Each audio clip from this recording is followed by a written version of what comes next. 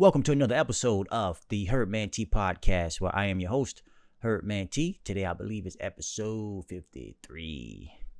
That eye squint just looks cool. Just like, I'm glaring. I'm glaring into your soul. If you want to support the podcast, head over to patreon.com/HerbManT and become a member for $7 a month. Learn more about herbs or support someone who is helping others learn a little bit more about herbs. I keep forgetting that some people just don't know that there are other options available like herbs instead of using drugs, prescriptions, etc. So just knowing that something else exists that has little to no side effects, especially when used properly. You can also head over to the store, my store, at hmtdetox.com. Pick up ebooks or some shirts. My favorite shirt. My favorite shirt. I like this one too. I think this was the first one I created. Then this was the second. And then all my other wonderful, wonderful shirts. Today's topics will be fluid around the kidneys and dry eyes.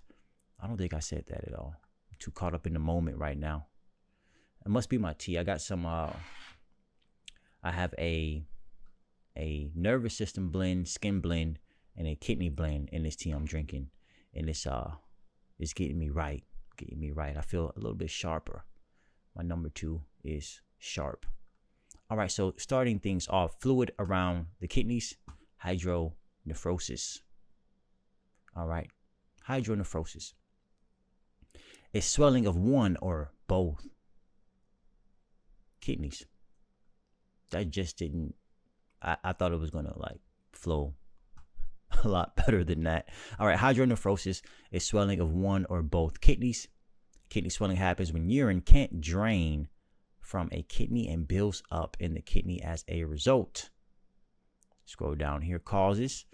Typically, urine passes from the kidney through a tube called a ureter that drains into the bladder and then out of the body. But sometimes urine backs up or remains inside the kidney or in the ureter. That's when hydronephrosis can develop. So partial blockage in the urinary tract can cause hydronephrosis. Never tried to pronounce this word before. Happens when urine flows backwards through the ureter from the bladder up into the kidneys. So what can cause fluid buildup, according to Mayo Clinic, is blockage of the ureters right next to the kidneys, or backflow. Now, understand, on a cellular level, the body is made up of cells, spaces, and 2 fluids. That sounded weird. All right. Again, the body is made up of cells, spaces, and 2 fluids. The cells need blood and lymph. Blood to feed the cells, and lymph to move the waste away from the cells and actually out into the kidneys. So I wouldn't be surprised if there's some type of lymphatic system that latches onto the ureters and goes right into those kidneys, almost like a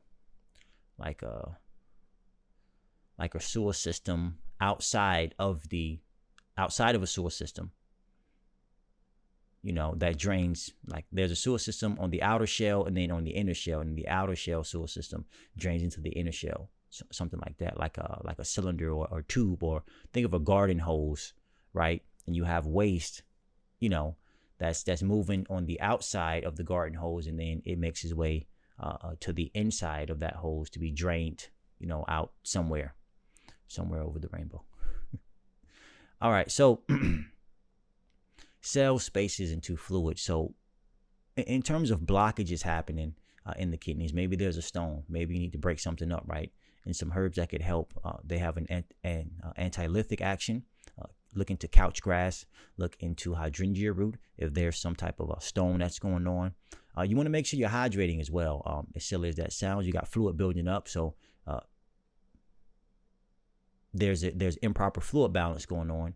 But so you got to do a dance with hydration. The best foods to consume to hydrate will be your fruits, specifically melons. But also, when talking about fluid balance, look, kidneys, you definitely want to, take herbs for the kidneys, but also your adrenal glands. The adrenal glands influence your kidneys, and vice versa. Herbs, typically herbs that benefit the kidneys would be your diuretic herbs, such as uva ursi leaf, burdock root has a diuretic action. Cleaver's herb, stinging nettle leaf, nettle seed, etc. Also herbs, you want to use herbs for the adrenal glands. These typically have an adaptogen action. So whether it be holy basil, Siberian ginseng, Shisanja berry, always, research these herbs before using them to make sure they are the best fit for you. If not, you can book a consultation with me. I will send you some herbal products, or just talk to your local herbalist, to get you started there. But the point of me talking about hydronephrosis, or basically fluid around your kidneys, is to help direct you, help guide you in a direction so that you can begin to help yourself, whether it be through, asking your healthcare provider more about XYZ herbs, or getting a better understanding of what the heck is going on inside you, fluid building up around your kidneys. So again, lymphatic system, something's happening there. Your lymphatic system deals with fluid balance. Your kidneys and adrenals deal with fluid balance. But also look into the endocrine system, specifically the hypothalamus gland and the pituitary gland. They have an anti-diuretic hormone up there that can cause the body to retain water. So there could be an issue, or they could be sending a signal to your kidneys saying, hey, we need to keep this water in, So, and you have herbs for the hypothalamus and pituitary glands. Some examples would be chase tree berry and Shisanja berry. Chase tree berry for your pituitary gland to help work on balancing those hormones, and then Shisanja berry to help, bring balance to your hypothalamus gland, pituitary gland, and your adrenal glands.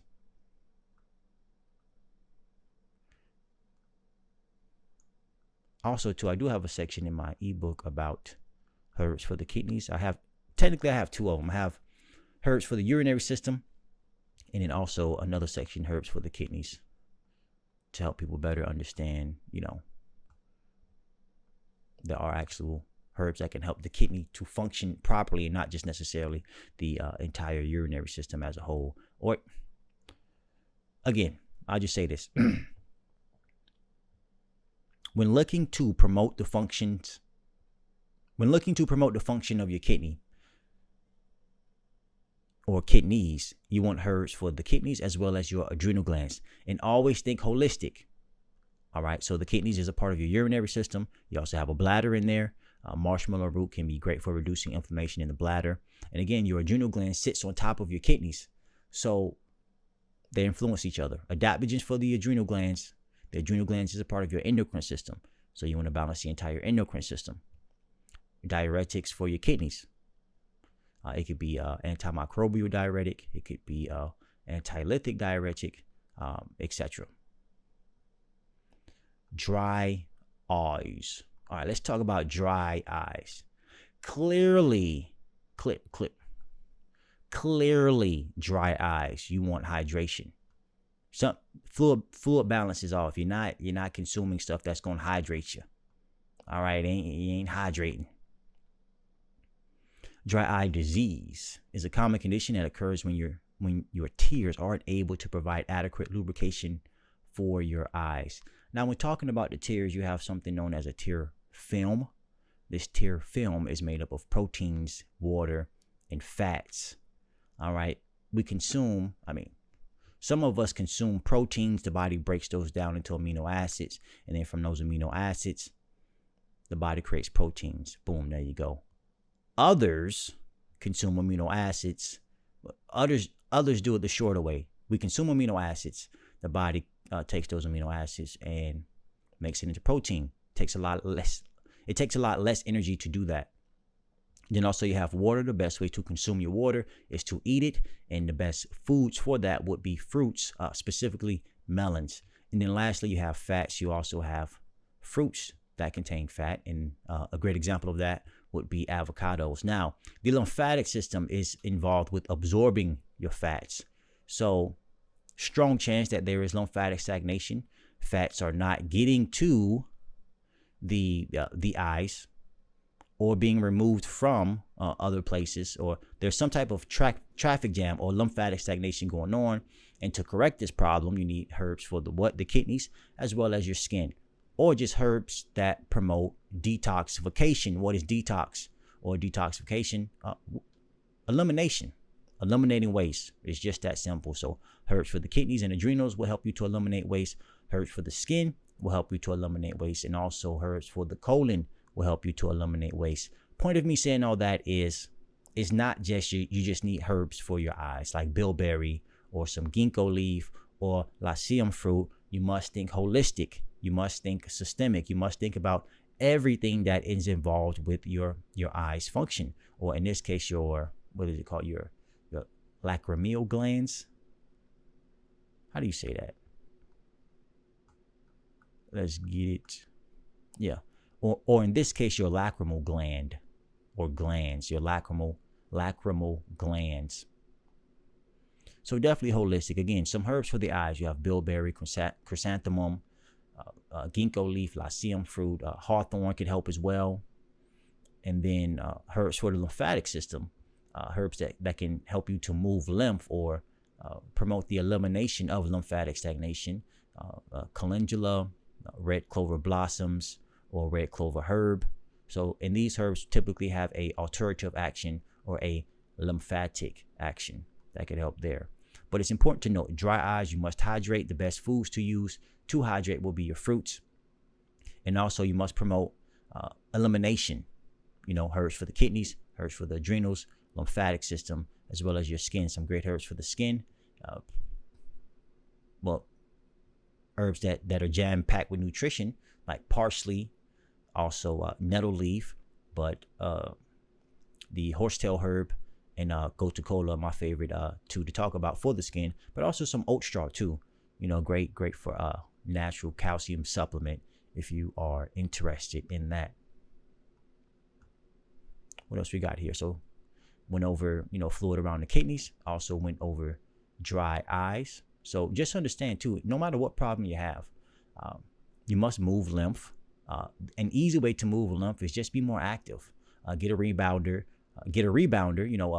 individual trampoline, light exercises, pick up a 1 pound dumbbell and just move it.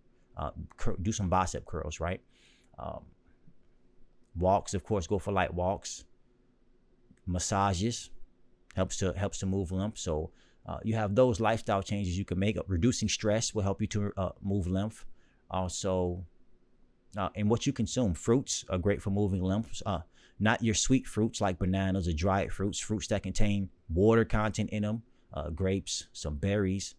Berries are astringent. Astringency is great for moving lymph. And then herbs. So herbs that have a diuretic action, herbs that have an alterative action, herbs that have some type of connective tissue toning action to help strengthen the skin. Even herbs for the liver. Herbs for the liver are great for the skin. And then some herbs that have a laxative action to get those bowels going. So just, again, understanding how the body works and what goal do you want? What do you want to do? Do you want to heal? Do you want to reverse things? Do you want to promote the regeneration of tissue? If so, start eating more fruits, learn more about herbs, learn more, A&P on how your body functions well. That sounded odd. How your body functions well. All right. So thank you for watching this episode of the Herb Maxey Podcast. Enjoy the rest of your morning, afternoon, and or night. Peace.